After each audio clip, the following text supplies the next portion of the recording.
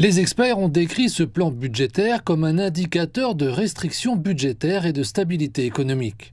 La croissance économique du Zimbabwe pour 2025 a été révisée à la baisse à environ 5%, reflétant une contraction des prix mondiaux de matières premières, des pénuries d'électricité et des pressions financières persistantes.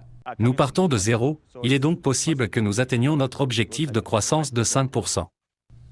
Avant la présentation du budget, des groupes d'entreprises avaient fait pression pour obtenir des réductions plus importantes, des frais réglementaires, afin d'alléger les coûts d'exploitation, mais ces attentes n'ont pas été satisfaites. Nous n'avons rien vu dans le budget lui-même, même si le ministre a déclaré que certains décrets d'application allaient être publiés.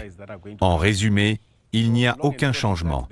En fait, on peut dire qu'il y a eu une nouvelle contraction. De nouvelles taxes sur les retraits d'espèces et les paiements de services numériques, incluant Starlink, ont été proposées, ainsi qu'une augmentation d'1 demi-point de pourcentage de la taxe sur la valeur ajoutée, la TVA. L'augmentation de la TVA pourrait exercer une pression sur les prix, ce qui pourrait compromettre l'objectif du gouvernement de réduire l'inflation. Le Zimbabwe a réussi à stabiliser l'inflation grâce à une politique budgétaire rigoureuse.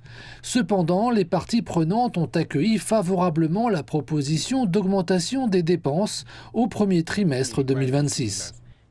L'économie a besoin d'une relance. Nous avons besoin de quelque chose qui va régénérer la demande, qui va régénérer l'activité économique formelle.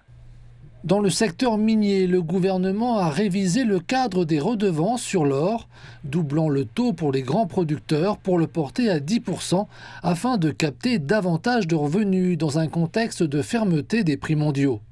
Mais les analystes mettent en garde car cette mesure pourrait bien s'avérer contre-productive. Cela aura deux conséquences. D'une part, l'informalité de l'or, car il est évident que les grands acteurs feront passer leur or par les petits acteurs, et il y aura davantage d'acteurs qui atteindront ces seuils. Cela aura une incidence sur la responsabilité et la transparence en matière de comptabilité de l'or. La deuxième conséquence sera la contrebande d'or. L'or appuie la valeur du ZiG, la monnaie structurée du Zimbabwe, que les autorités souhaitent imposer comme unique monnaie légale d'ici à 2030.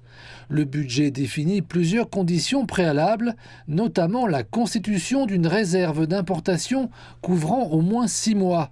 Les analystes soulignent cependant que la mise en œuvre de cette politique sera plus importante que le calendrier.